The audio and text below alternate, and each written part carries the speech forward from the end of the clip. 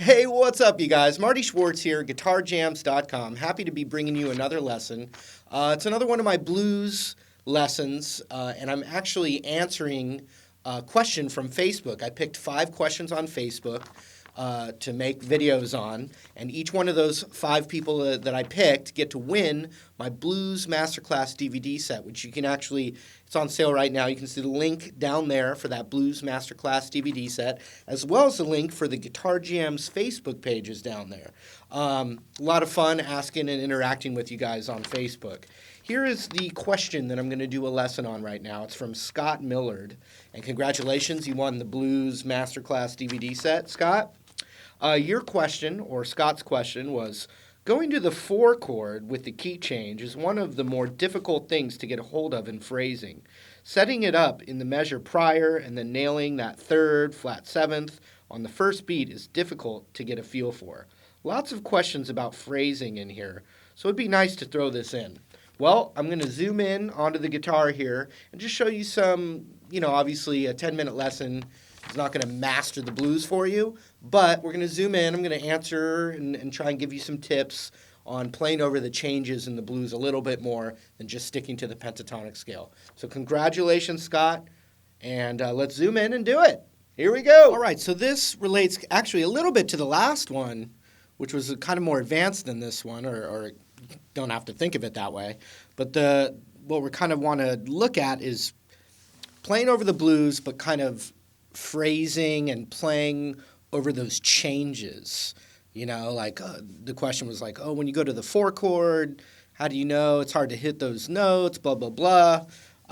So what we want to start with, and we're just going to stay in A blues, but what we'd like to start with is just, the 3 chords, A7, the 4 chord is D7 or D9 is what I'm playing here, and the 5 chord I'm playing E9.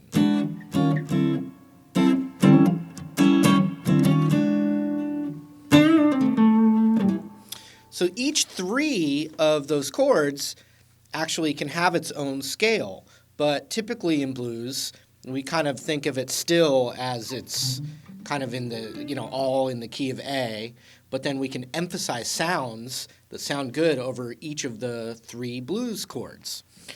So what I would say first is, no matter what, when you're playing the blues, if you ever get lost, you just got your trusty old minor pentatonic scale.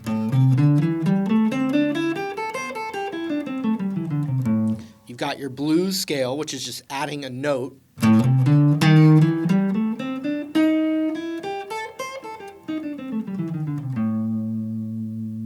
Your, extension.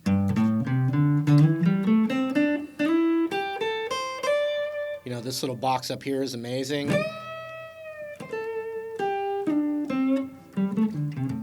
Right? So you can play those concepts, and I would suggest you get really comfortable with those before you're worrying about playing over the changes, okay?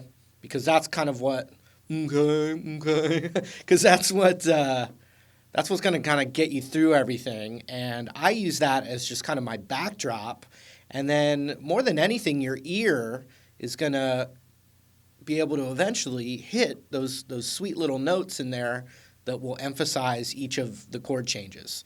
So technique 1, as far as playing over the 3 blues chords, one technique would be using some A major pentatonic licks over the 1 chord. So the A major pentatonic would be right here,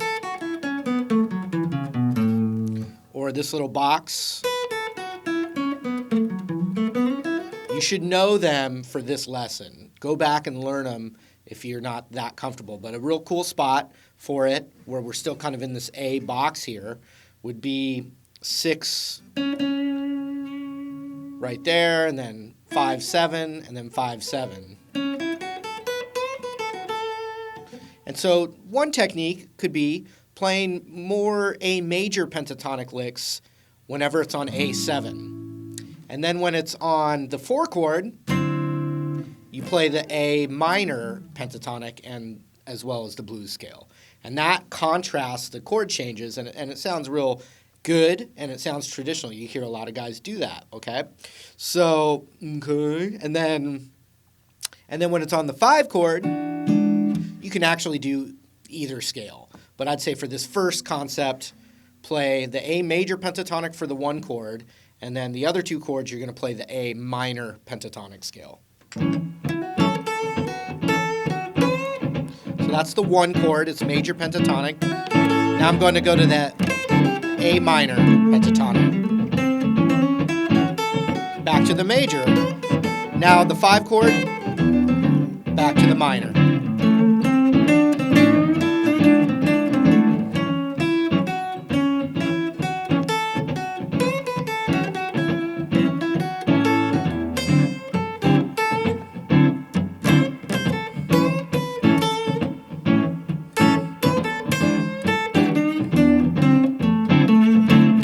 So just over that A, I'm playing the major pentatonic.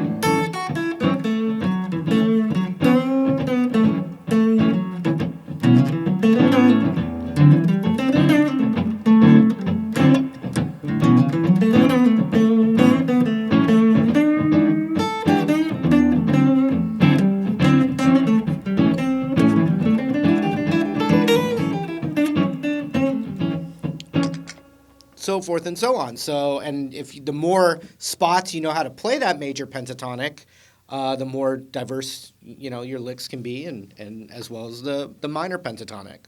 So that's just one kind of basic thing that you can work with. Another thing that I want to show you now, though, are the arpeggios for the chords, because those are the strongest notes. It doesn't mean the arpeggio in the blues. Just because you know the arpeggio, it doesn't mean that you're just going to play that arpeggio as your solo now. Not at all. One, it's just really important to know, to expand your knowledge of the fretboard. But then also, even just visualizing the arpeggio will at least show you the most strongest notes that you can emphasize and play melodies around. So for this A7, and for those of you that don't even know what an arpeggio is, it's just when you take the notes of a chord and you play them one at a time instead of all together. So like an A7 chord is this. The simplest arpeggio of that would just be, just going. But what I'm going to show you is a way to actually pick it through. Middle finger on the root. So that's the 5th fret. Sorry. So we got 5, and then we've got 4 on the A string, and then 7 on the A string. That's just a major triad arpeggio right there. Then index finger onto the 5th of the D to 7. That is an A7 arpeggio. Then 6 on the G. Then 5 on the B. Then 8 on the B. And then the root, 5. And we'll just stop right there. So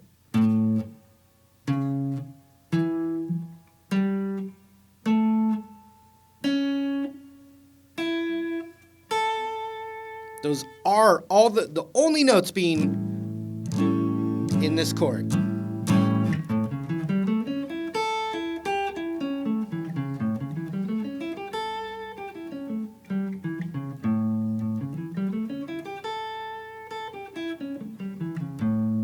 But when you're doing a solo, it doesn't mean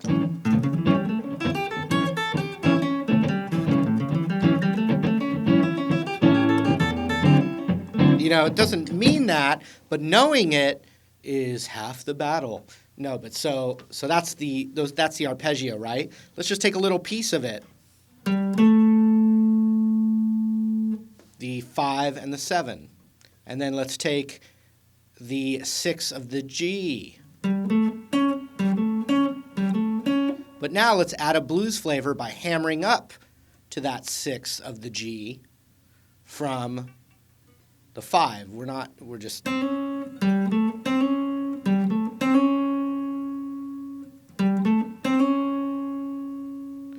Okay.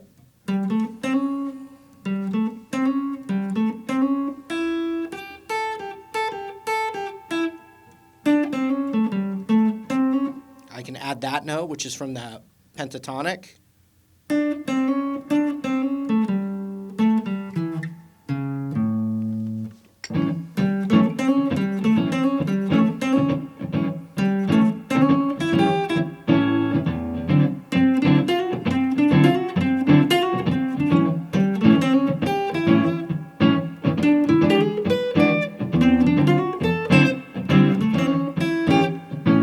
So not thinking of one scale anymore, I just went up and played that same arpeggio shape that I was doing for A, and I went up and did it where it was for the D7. Instead of the D9, I just did right here. And then the E.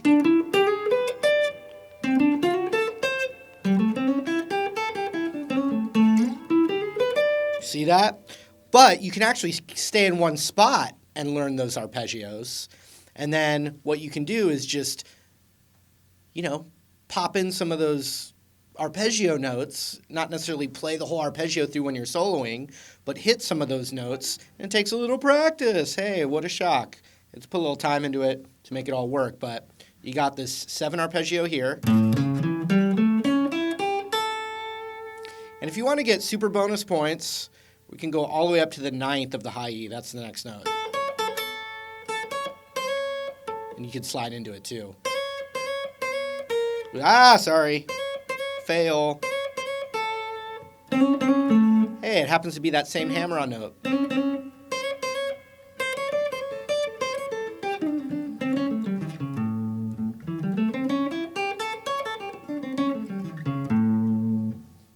So that E-rooted 7-chord arpeggio. Let's do the D7 arpeggio, but we're going to just do it right in the same position. That way, we're not even having to move around to kind of know where those emphasis notes are. And some of them are not in that A minor pentatonic. So the arpeggio would be, it starts the same way. You got the root right here, 5th of the A string, 5, 4, 7. So it's scooted over. The A starts here. Check out this bass line. Hey, arpeggios. So let's get back to the D. D is the root. 5, 4, 7, 5, 7.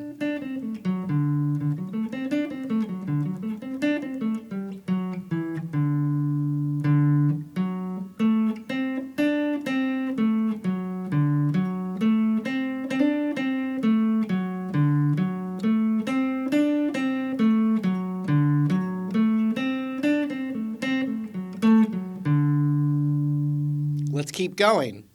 It's going to be only one note on the B string, and it's the 7th. So it's a little weird, but you have to go.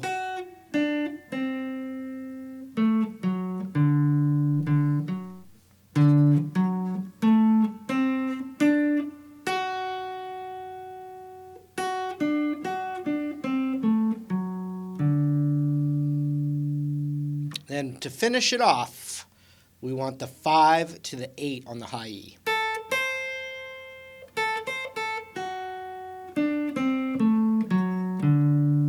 And sometimes what I like to do when I'm kind of visualizing that arpeggio, I like to cover all 3. So if it's over the D chord, I would cover all 3 and then hammer on. It's not really an arpeggio anymore, it's more of a chord, but I see that arpeggio there. And I hammer the 7th fret of the B as I'm covering the 5th fret of the G, B, and high E.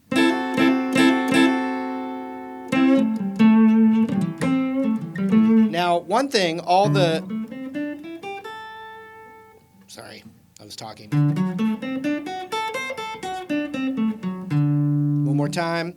5, 4, 7, 5, 7, 7, 5, 8.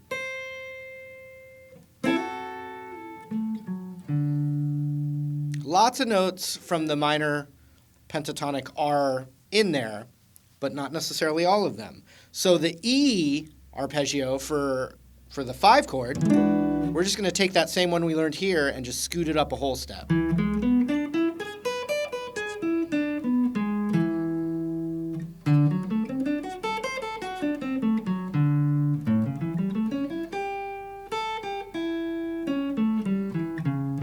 So watch, I'll play through the basic 12-bar blues, only using the arpeggio. No backing track, nothing, right? Just as a practice tool.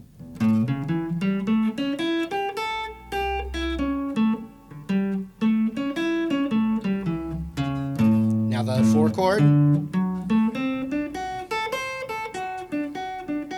1 chord. Oh, see, I'm transitioning, not necessarily on that low E. I'm seeing it. Okay, now the 5 chord. I didn't get to finish it because I could hear that the chord was going to change before I could play through the whole arpeggio.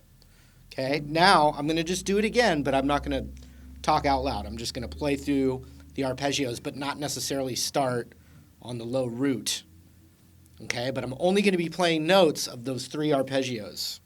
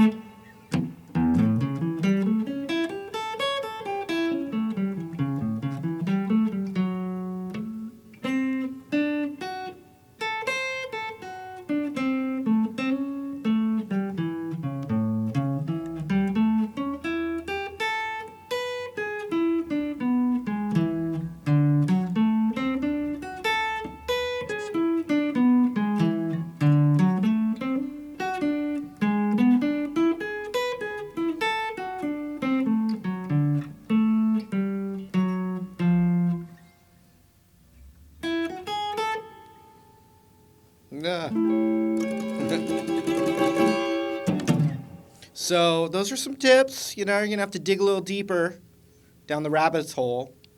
But I think it's worth it, especially if you just take it one little piece at a time. So good luck.